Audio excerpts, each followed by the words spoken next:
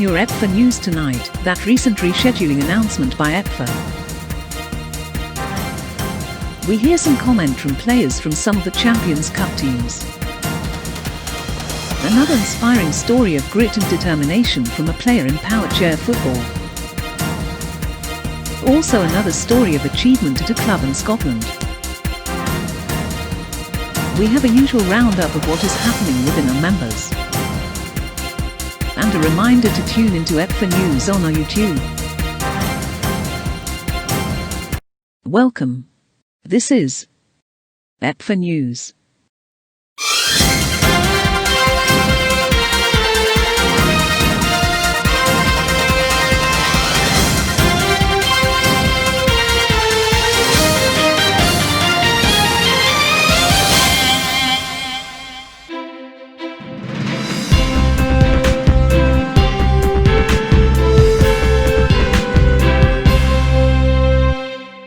EPFA made a very welcome announcement recently about the rescheduling of the EPFA Champions Cup that should have taken place in August of this year. In consultation with the hosts in Geneva, new dates were announced for August 22nd to 28th, 2021. It was very welcome news for the 10 teams that were all looking forward to competing this year and who had already been fundraising and had confirmed travel plans. EPFA of course reiterated that the pandemic situation would still be to the forefront of the rescheduled event, being in a position to go ahead next year, but the time between now and then will hopefully give every opportunity for that to happen, and it would be great to see COVID-19 kicked to touch once and for all. Oi!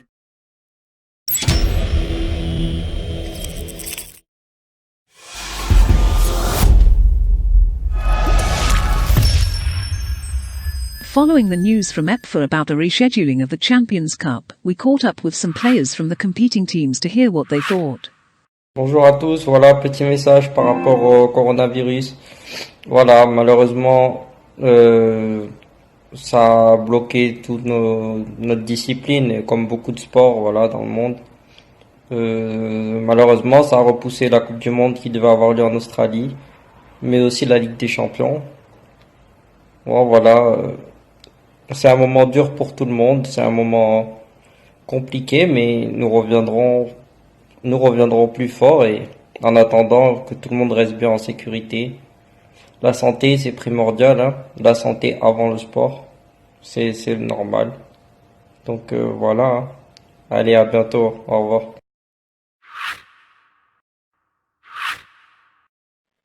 There's no doubt we were all very disappointed to hear the news that the Champions Cup had been postponed, but we all know it was the best decision for the safety of everyone involved.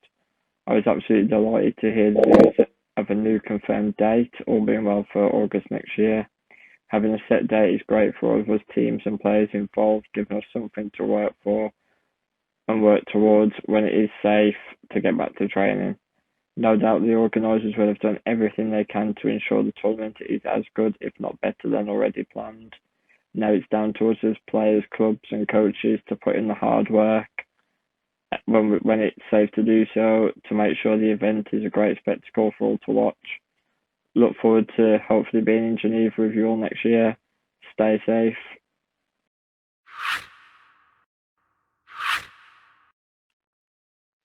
Everyone at Clyde has been really looking forward to this year's event and playing in our first ever Champions Cup. Of course, we're bitterly disappointed that this could not happen this year due to COVID-19, but it's great news that it's now been rescheduled and the club can now plan towards being ready for next year and really test ourselves against the best teams in Europe.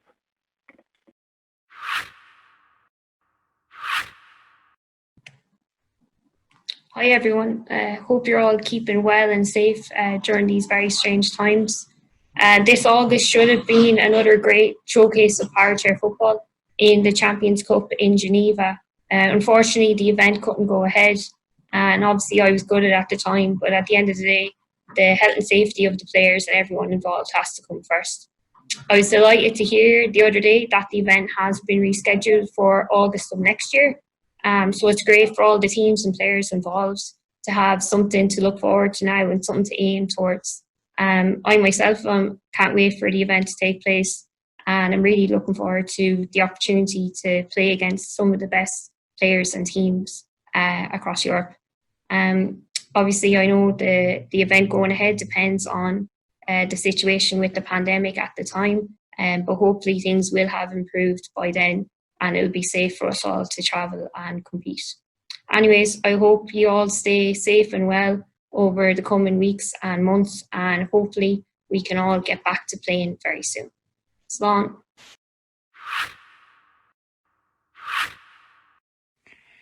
Great news came in this week by EPFA with the new confirmed dates for the Champions Cup in Switzerland.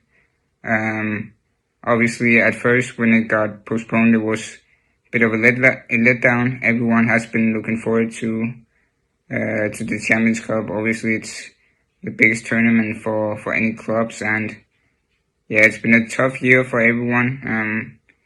Training has been quite difficult with the coronavirus, and my club has not been training for quite a few months and has just recently started training again. So yeah, obviously quite of a letdown to that it didn't happen this year, but the right decision in my opinion, because everyone's health and safety is first priority. So yeah, really glad the new dates has been confirmed and we can start looking forward to the Champions Cup next year and train with the main focus to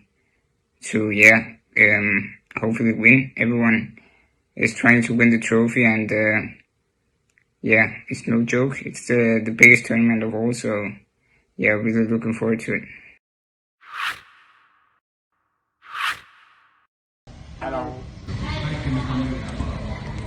We're happy to hear that the Champions Cup has been rescheduled to next August and we're ready to play there.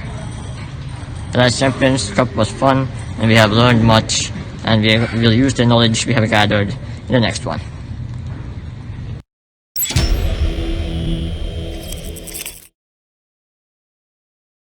The importance of increasing the number of female athletes playing a sport is an ongoing target.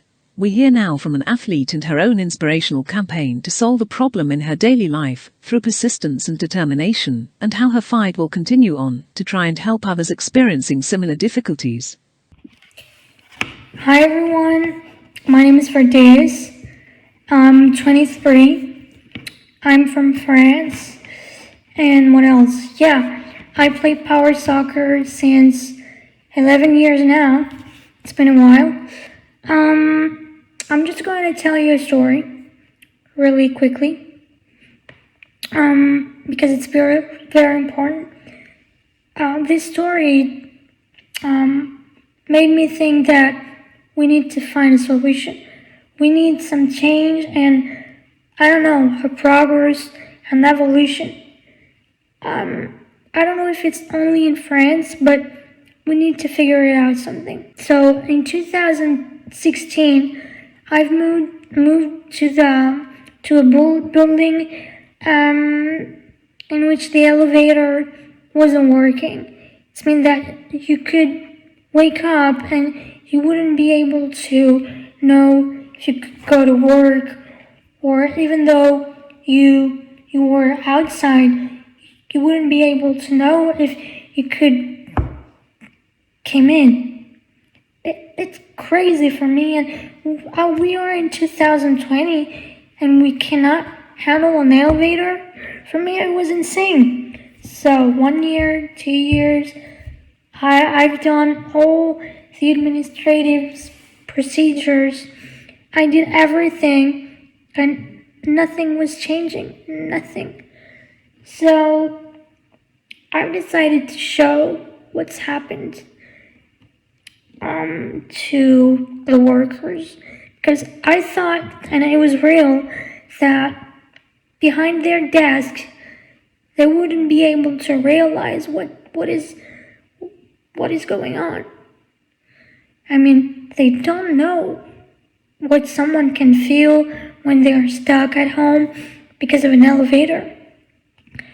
So I've decided to show it on the social media and on Facebook. I've done some videos and I had a lot of support, And I'm so grateful because otherwise I wouldn't have my solution, because I finally moved because I'm working. So I could have lost my job because of an elevator. It's hard to find a job for everyone, and once you have it, you have to prove that you are able to work. Even if you're disabled, you are able to do the task no matter what. But because of the elevator, I wasn't there. So how can we hire us? How can they trust us if we're not physically there? So this is something that for me was really hard to live with. So I've decided to fight, and that's why I did those videos, and it worked, because after a lot of newspapers, I don't know how can I say that, journalists came to me, and I did a lot of videos, and how can I say that, the owner of the building started to freak out, started to be scared, and they gave me the solution. They called me and they say, "Oh, we have a new apartment for you." Wow, unbelievable. So I had to I had to fight for my rights. And for me, it was insane, it was crazy, but I've learned a lot. I've learned that when you want something, it's like on the game. When you want to win a game, you need to fight from the beginning at the end. Even if the score is not for you, you can mark even in the last minute. So I did the same with the support, because without all my friends, my family, companies, and a lot of people was around me, if I wasn't surrounded by people, I wouldn't have the strength to fight. So the message here is that when you have a problem, when you know that you are on your rights, you need to fight. And I was wondering why this is happening. We're in 2020, we have the means, we have all the technologies, why cannot we handle an elevator? I was like, how can it be possible? How? And I've understood that it's because of the mentality. And they say, "Oh, why do you wanna go out? Should I come now to repair the elevator?" Of course you have to come now. I have to go to work. How can you ask me these questions? So I've understood that it's the mentality and the money, because they think that we're not expensive, and we're too expensive for them. We're not enough for them. They don't want to spend money for us. And this is sad. So I have my apartment now. The elevator is working, and I'm so grateful and happy at the same time. But I feel that I need to find a way, because there is associations, but the association just give us a support. They're not removing the problem, you know? So I figured out that I need to fight for this.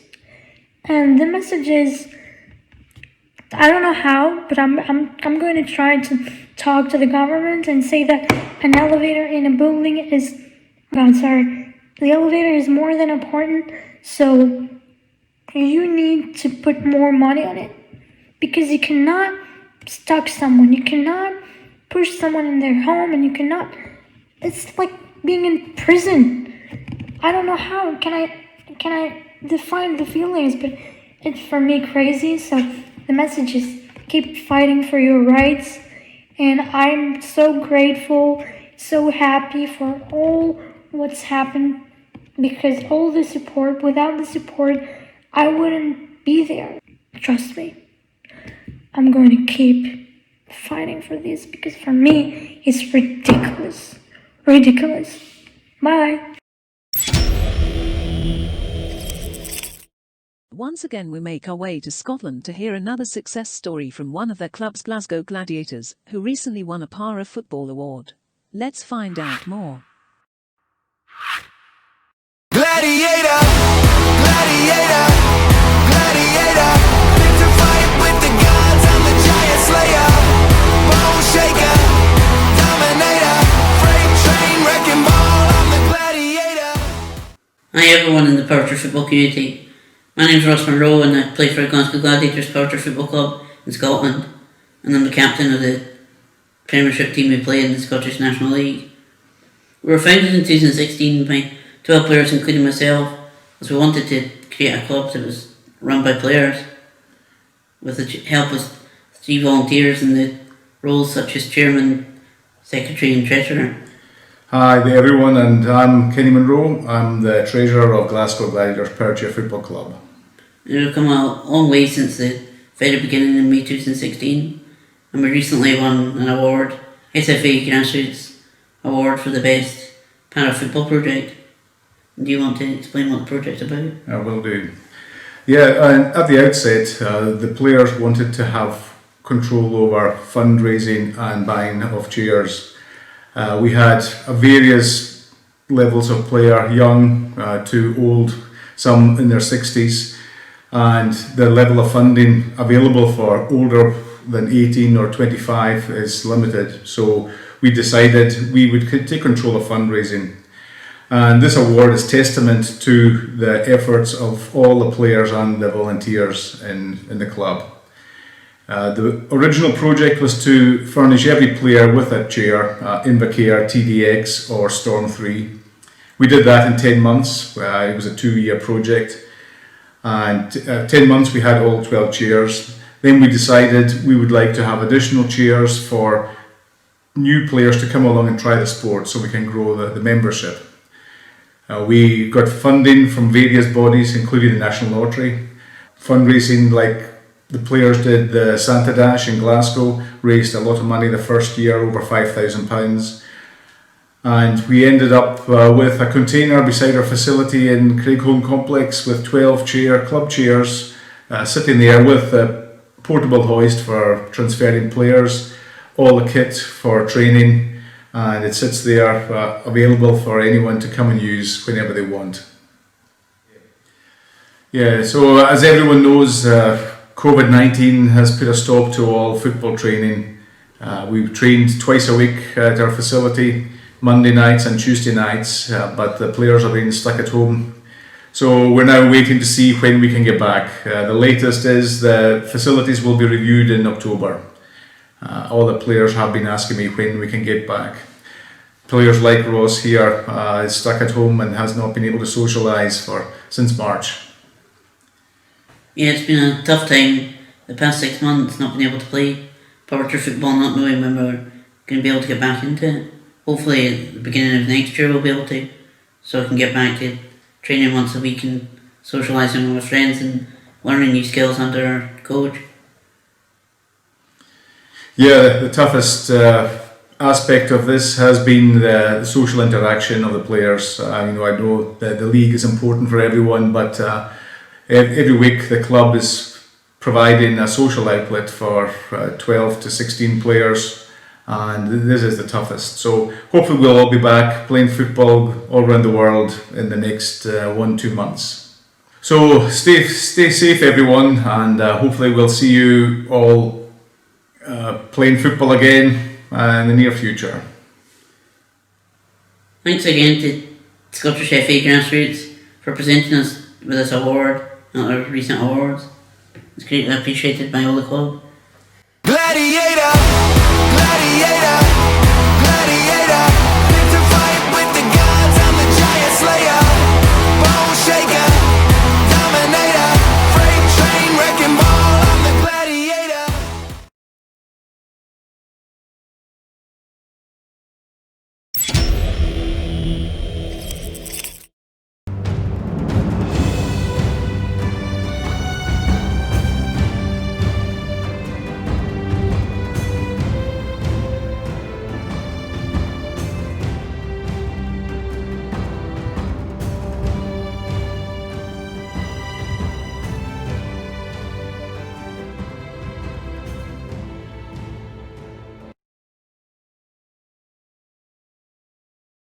Again, due to the pandemic times we have been living in, the annual WFA end-of-season awards could not take part in their normal form, so an online celebration of Power Chair football was held instead.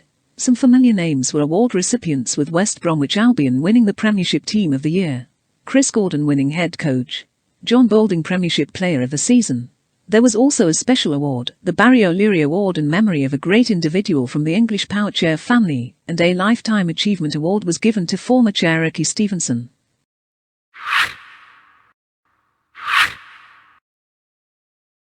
Finnish Power Chair football met recently and decided, because of the continuing COVID-19 numbers in Helsinki, that they would not proceed with starting any national league this autumn, and instead play some friendly matches with teams that are in a position to train. They plan to organize a Finnish Cup competition in April if the situation allows by that time.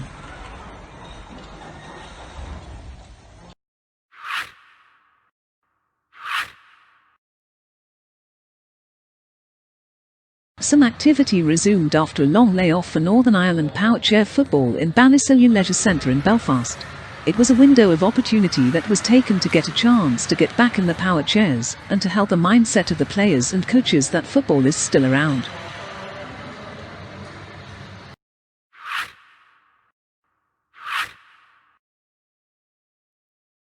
The development of Power Chair football in Italy continued, with the Puglia team that we featured in a previous broadcast taking delivery of a couple of football Power Chairs, with another delivery due again soon, and a campaign to keep acquiring better equipment. We will be keeping our eye on all the progress here.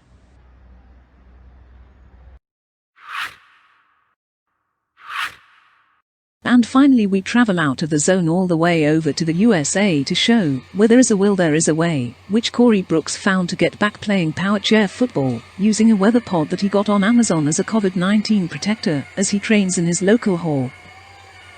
Great initiative, Corey.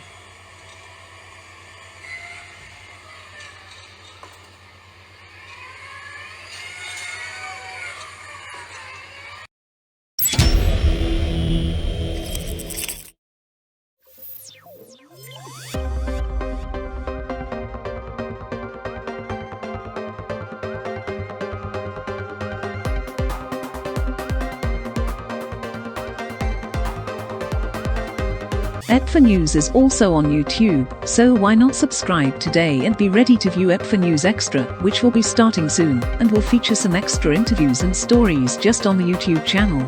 Don't miss out, so don't delay, make sure you subscribe today.